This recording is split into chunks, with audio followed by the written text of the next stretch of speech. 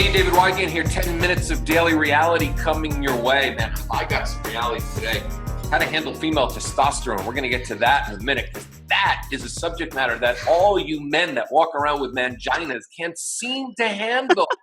Oh my God, a successful woman. It's like almost like you feel like your balls are going to shrivel up and you're going to run and hide. When in reality, these powerful, dynamic women, well, you know, a lot of them have done a lot of self-work on themselves to learn how to balance their testosterone and get back into the beautiful, feminine, nurturing nature that they really, truly are. So don't fear them, understand them. When you understand them, you will literally be able to conquer them as a man should. You know, you're not a caveman now, so don't go drag her into the cave by her hair, okay? And all the women listening who are overdosing on your testosterone, listen carefully because today we have Ella, host of On Air with Ella podcast. God, her last name is just a mouthful. I almost can't get it all out. Her last name is On Air with Ella podcast. Remember that. That's her last name, okay? I know it's a long name. You're not from the South, are you? So you have like a couple of middle names thrown in there with a last name? I mean, you didn't struggle with mangina, but you're having trouble saying On Air with Ella? You know, mangina is easy for me because I just did a podcast about a week and a half ago called the Mangina Chronicles. So, I mean, whatever's working. I know. So tell me, okay, some of the buzzwords about you: designed for greatness, balancing everything, accountability in relationships. How does a man and how does a woman handle all this female testosterone and go on to have an amazing relationship with a man? Perhaps some context, maybe I can help with. So, first of all, David, hey, thanks for having me on. This is fun. I'm already cracking up, and I haven't even spoken. So thanks for having me on, and I appreciate everybody's time. So I'm On Air with Ella. That's me. But I also own and operate a couple of businesses off air, as you know, David. And so I spend a lot of time in what a lot of people would call the masculine state. And I have to say, it served me well. Like, you know, I'm driven, I'm focused, I love business, and I'm hyper focused in that arena. But, you know, you got to turn it off. And I've spent some years finding that balance, to your point. Because my husband is a man and I like him that way, and it's not my job to do his job. And so, I've been searching, and we're always working, right? It's never finished, but searching for that balance. And there's a lot to be said for figuring that balance for everybody. It doesn't matter which side of the camp you fall on, male or female. So, yeah.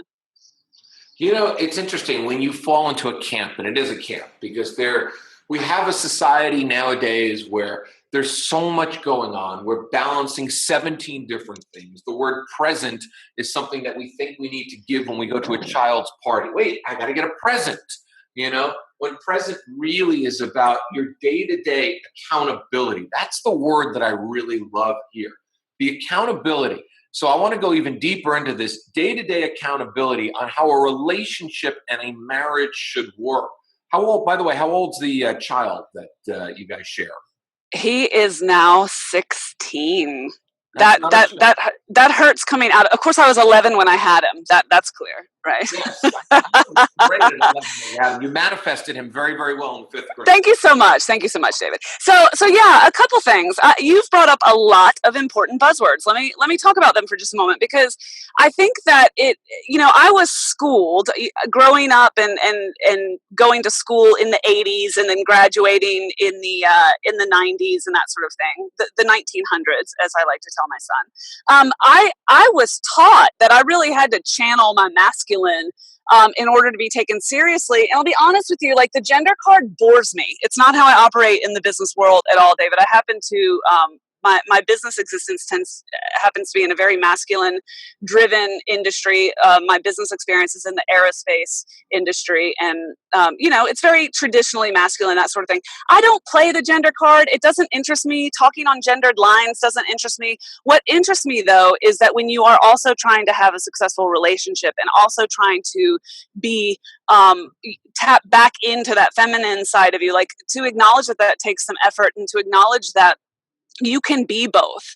That was a lesson it took me some time to learn. I'll tell you what, my husband much prefers the me that is aware that I can sort of come back to center and tap back into that feminine when I turn out of work mode, which sometimes I forget to do.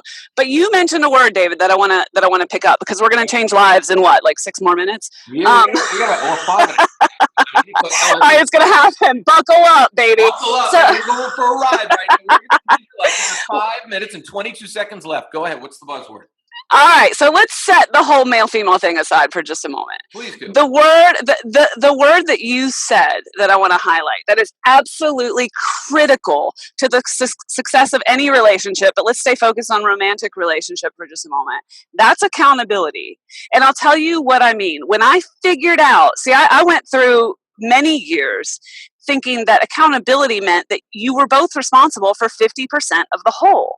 And if it was failing, you always had that other 50% to blame, because you're doing your bit and your partner's not doing his or hers. Well, when I realized that accountability really means that you are 100% responsible for you and all that you bring to the table, and then your partner, your spouse, is responsible for their 100%, it flipped the script for me, David. It totally changed my own understanding of what accountability means, and it also entirely changed how I handled things like conflict or, meeting expectations and that sort of thing. Does that make any sense? Yeah, the Jerry Maguire moment doesn't exist. Remember that scene from Jerry Maguire in the 1900s, where she says, "You complete me." That stuff doesn't work. Any sense? We complete each other. As human beings, we go 100% all in, which means we're responsible for everything that we do. We don't blame somebody for their part. We blame ourselves for our part. So yeah, that makes a lot of sense, because to have a relationship means that you're stripping down all the walls and you're not consistently looking for that, that answer from somebody else. It's more of like, and I always say this all the time, when you're pointing a finger at the other half, when you're pointing a finger at another person you're involved in a relationship with, 3 fingers are always pointing back at you. You're accountable for your shit. It's like, take accountability. Realize you might have triggered somebody. Realize that person might have reacted a certain way because of something that you said. You always have to go back and look at yourself. So yeah, you're 100% accountable for what you said and did. Well, and I'll tell you something, this works in the business world, it works in any dynamic. And that is that if it's not a question of blame, and it's a question of, it becomes an act of empowerment. And that's a word that's been, like, that word's annoying now to me. Like, it's been totally bastardized. But I'm talking about taking the power and less about taking the blame.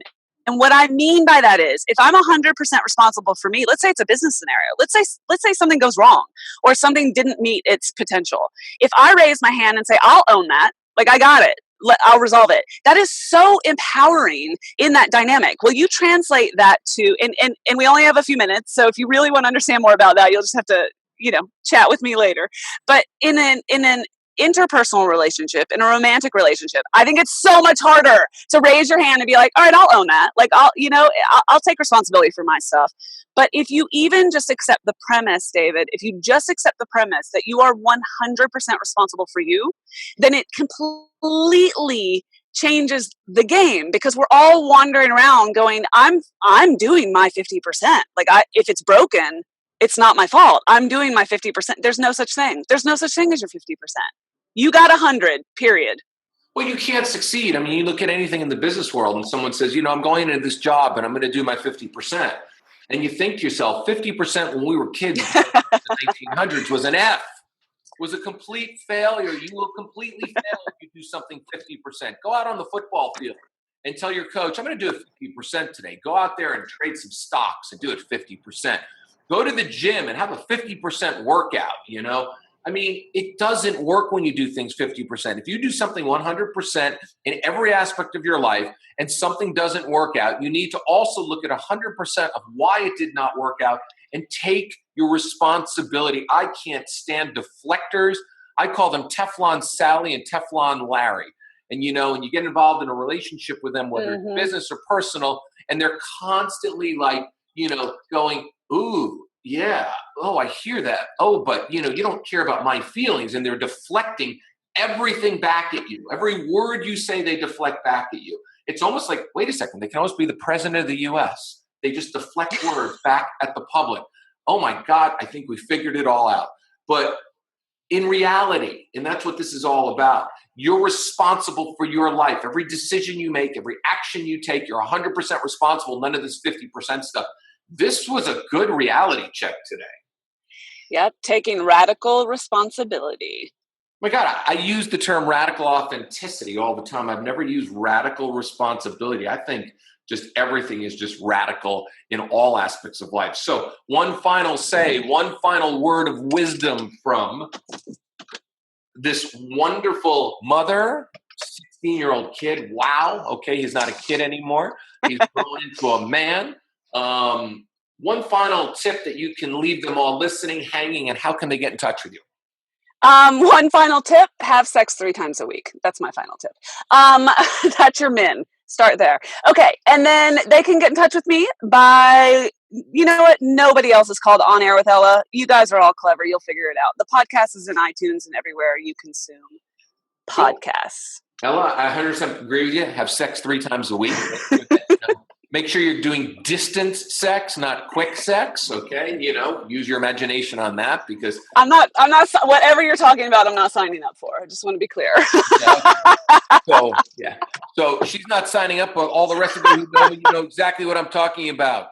Anyway, Ella, thank you so much for joining today. Tomorrow's another day of another reality check for radical self-help that doesn't seem to suck. Dial in. Also, by the way, I'm going to ask only this one time again, pass this on to all the female testosterone laden women that so maybe they can learn something, and all the men that just are cowering in the corner from powerful women.